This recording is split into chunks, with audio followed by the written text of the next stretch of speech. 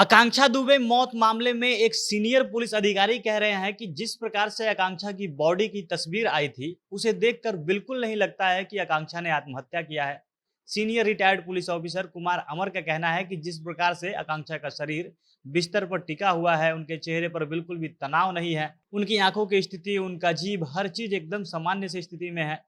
यह सारी चीज फांसी लगाकर आत्महत्या करने वाली बात को एकदम गलत साबित कर रही है। उनका कहना है कि आकांक्षा की जो तस्वीर आई थी, उसमें जिस कपड़े से उन्होंने फांसी लगाया था, उस कपड़े में उतना तनाव नहीं है जिससे दम घुट सके। उनके गले में जो कपड़े का गांठ बना है, वह भी उस प्रकार का नहीं है जितना आमतौर पर फांसी लगाने के बाद देखने को मिलता है। अगर 50-60 किलो का कोई व्यक्ति किसी कपड़े से लटके, तो कपड़ा बिल्कुल टाइट हो जाएगा। उसके गले में जो कपड़े का गांठ बनाया गया है, वो गांठ बिल्कुल टाइट होकर तन जाएगी, कपड़ा पूरी तरीके से खिंच जाएगा। लेकिन ऐसा कुछ भी उस तस्वीर में नहीं दिख रहा है। और इन सारे चीज़ों को देखते हुए जो फांसी लगाकर आत्महत्या करने वाली स्थिति होती है, वह बिल्कुल भी दिखाई नहीं दे रही है। वो कह रहे हैं कि पुलिस जब अनुसंधान करती है, तो वो हर एंगल को देखती है और ऐसा बिल्कुल हुआ होगा कि पुलिस ने इस एंगल को भी देखा होगा। जो भी अनुसंधान करता है, इस केस में जो जाँच कर रहे हैं, उन आकांक्षा का जो परिवार है, उनका जो आरोप लगा रहे हैं वो लोग, इस एंगल से भी एक बार जाँच कर लेनी चाहिए। वो भी कह रहे हैं कि सीनियर रिटायर्ड पुलिस अधिकारी कुमार अमर ने कि इस केस से जुड़े जो भी डेड बॉडी की तस्वीर और जो सीसीटीवी फुटेज बाहर आई है, उस सबको देखकर उन्होंने ढेर सारी बातें बताई है इस केस को लेकर, जिसके बारे में हम वीडियो में आगे चर्चा करेंगे। पर उससे पहले नमस्कार, झमाझम भोजपुरी देख रहे हैं आप और मैं हूं सन्नी मिश्रा। कैमरे के पीछे हमारे साथी विशाल खड़े हैं। अवकाश प्राप्त पुलिस अधिकारी यानी रिटायर्ड हो चुके पुलिस अधिकारी कुमार अमर ने जो सोशल मीडिया पर और मीडिया में सीसीटीवी फुटेज बाहर आया है, उस फुटेज को लेकर वो बता रहे हैं कि जिस प्रकार से फुटेज में दिख रहा है कि आकांक्षा और जो वो व्यक्ति आया है, वो दोनों गाड़ी से उतरते हैं। वो व्यक्ति जो गाड़ी चलाकर लाया था, वो गाड़ी से उतरता है और कार का पिछला दरवाजा खोलता है और आकांक्षा का सामान उतारता है। लेकिन सामान उतारते टाइम वो कुछ देर तक गाड़ी में उस बैग से कुछ ढूंढता है।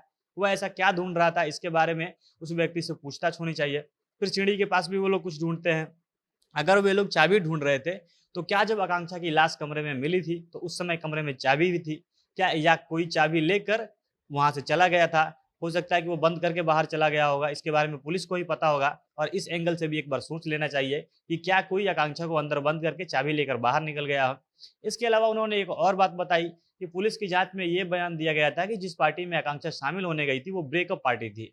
समर से रिश्ता समाप्त होने के बाद, समर ने ब्रेकअप करने के बाद ब्रेकअप पार्टी का आयोजन हुआ था और उसी में आकांक्षा, उसी में सब लोग शामिल हुए थे। और वहां से लौटने के बाद डिप्रेशन के कारण उन्होंने आत्महत्या कर लिया। इस पर सीबीआई के साथ काम कर चुके वो रिटायर्ड पुलिस ऑफिसर है, उनका कहना है कि अगर कोई डिप्रेशन में हो, यानी अपने रिश्ते की परेशानियों के कारण वो तनाव में हो, तो वो कभी भी ब्रेकअप पार्टी करने नहीं जाएगा। और अगर वो ब्रेकअप करने गया था, यानी उसे कुछ फर्क नहीं पड़ रहा है, वो उस रिश्ते से आगे निकल चुका है, वो तनाव से बाहर निकल चुका है, तो फिर वो डिप्रेशन के कारण आत्महत्या नहीं कर सकता है। ये दोनों चीजें एक साथ बिल्कुल नहीं हो सकती है, क्योंकि ये दोनों चीजें आपस में बिल्कुल विरोधाभासी हैं। वो कह रहे हैं कि पोस्टमार्टम रिपोर्ट में एक-एक बात पर गौर करना चाहिए कि मौत कब हुई थी, पोस्टमार्टम के कितने देर पहले मौत हुई थी और उस समय बॉडी किस हाल में थी, कि क्या बॉडी डिकम्पोज होने लगा था। इससे पता चलेगा कि आकांक्षा जब रात को लाइव आई थी, तो उसके कितने समय बाद उनकी मृत्यु हुई है और इससे भी केस में काफ़ी मदद मिलेगी। साथ ही आकांक्षा के शरीर का जो विसरल पार्ट है, इससे भी ये तय हो पाएगा कि आकांक्षा के शरीर में अल्कोहल की मात्रा कितनी थी, उनके मौत का कुछ और भी कारण है क्या। इन सारे फैक्टर को जोड़कर पुलिस को जाँच करनी चाहिए और आत्महत्या से अलग भी एक बार इस केस की जाँच ज़रूर कर लेनी चाहिए।